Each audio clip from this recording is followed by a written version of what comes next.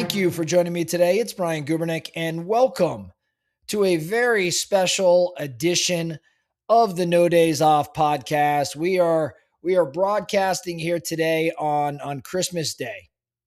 And you might be thinking, given that we always talk about discipline and the grind and the concept that every day brings a new opportunity to get better, you might be thinking, hey, it's Christmas. Surely this is the one day we could actually take off. I want to remind everybody, though, no days off isn't about just the work or the hustle or the grind. It's not always about the sales call or the gym session or whatever it may be. It's about intentionality. It's about never taking a day off from your values and from your character, from your capacity to lead, and for humanity. Now, last year or the year before, I'd shared the story of the Christmas Truce of 1914, which was when thousands of soldiers put their guns down to play soccer and sing carols and honor Christmas, but take a break from battling with one another. And it was a pretty amazing story. Today, though, I want to tell you a different story. It's a little bit smaller a story, not as well known. It didn't happen on a battlefield with thousands of soldiers. It did happen, though, in a tiny cottage in the middle of a war zone.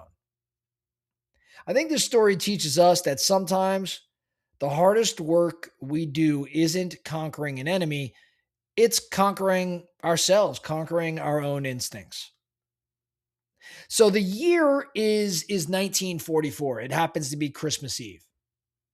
We are in the Hurtgen Forest, which is on the German-Belgian border. This is the setting of the Battle of the Bulge. You probably learned about that back in high school or elementary school. This is the setting of the Battle of the Bulge, which was Hitler's desperate last-ditch offensive to try to turn around World War II. It is chaos. The American lines have broken. Units are all over the place and scattered. And on top of the violence, it's one of the absolute coldest winters on record. The snow is knee deep, waist deep in some scenarios. In the middle of these dark woods sits this small hunting cabin. And inside this cabin is a German woman named Elizabeth Wicken. And she has a 12-year-old son named Fritz. Now, they had fled their home to escape the bombing runs, and they thought the woods would be a safer spot. They were alone. Their father is away baking bread for the army. Elizabeth and Fritz are waiting out the war, and they're just hoping to survive the night. They're actually preparing this small, meager Christmas dinner, which was of all things, a rooster that they had named Herman. And alongside that rooster, they were going to have some potatoes. It wasn't much food, but it was warm. And then there's this knock at the door. Elizabeth blows out the candle and she opens the door. Standing in the doorway are 3 soldiers. These soldiers are Americans. They're armed. They're freezing. One of them is pretty badly wounded. They're lost. They aren't there to fight. They're just trying not to die of the exposure to the cold. Now, remember, this is a German woman. So the troops at her door are the enemy. However, humanity wins out a bit here. She looks at them.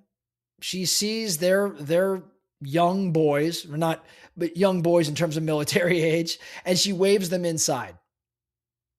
She sits the wounded man down. She starts tearing up sheets to bandage him.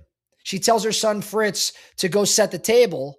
And for a moment, there is peace. The warmth of the fire starts to thaw the soldiers out. And then guess what? Another knock. Fritz runs to the door thinking, hey, it might be his father. He opens up the door, and standing there are 4 more soldiers. But these soldiers are not Americans. They're actually German soldiers. Fritz freezes. His mother steps up behind him, and she knows the penalty for sheltering the enemy is death. I mean, immediate execution if you're helping Americans. The German corporal barks that they're lost and they need a place to rest. Now Elizabeth steps outside into the freezing cold to speak to them.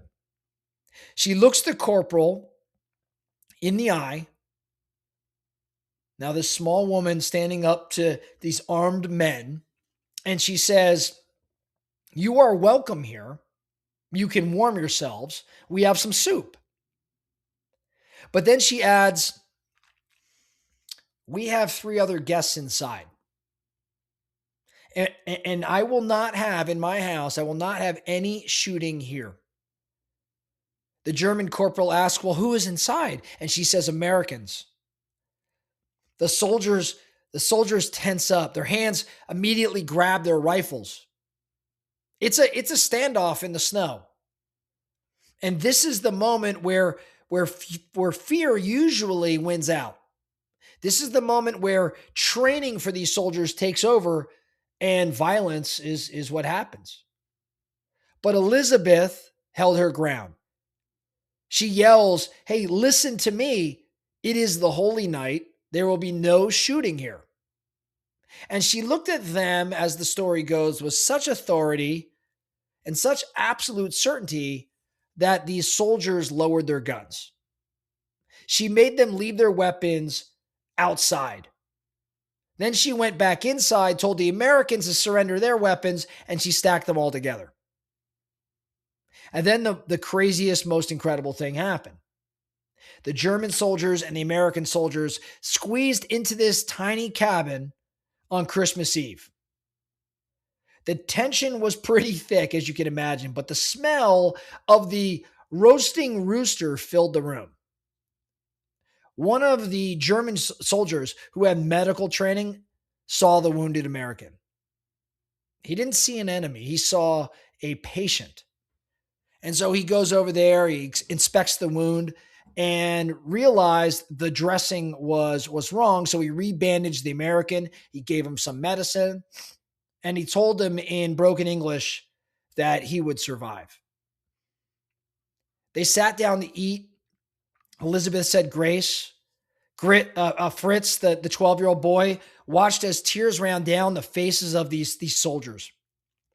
Because for one night, the war did not exist. They weren't the Axis or the Allies. They were just cold and tired men missing their families and sharing a meal. When morning came, the truce ended. But the violence didn't return immediately. The German corporal looked at the Americans' map and told them their current route would lead them straight into a German battalion. And he gave them a compass and pointed them toward the American lines. They shook hands, they picked up their weapons, and they walked in opposite directions. So why do I tell you this story? I tell it because Elizabeth demonstrated the ultimate no days off mentality. See, it's easy to be a leader when things are going well. It's easy to be kind when you are safe. It's easy to stick to your values when you're not being tested. But on that night, in the middle of the deadliest battle of the war, she refused to take a day off from her humanity. She refused to take a day off from courage. She set the standard for everyone in that room, and she led. She certainly did not have rank. She didn't have a weapon. She just had conviction. And because of her, these 7 men, 3 Americans, 4 Germans, lived to see another Christmas. So for you today, as you spend time with your families, or maybe your friends, or maybe you're working, maybe you're facing your own kind of battle, remember this: you control the temperature of the room. You control the standards of your life.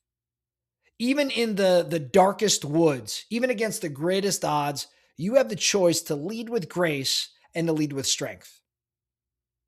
Don't take a day off from being the person you want to be. On that note, thank you all for being here today. Merry Christmas to everyone. Be safe. Spend great time with your families. And as always, let's get after it. Thank you.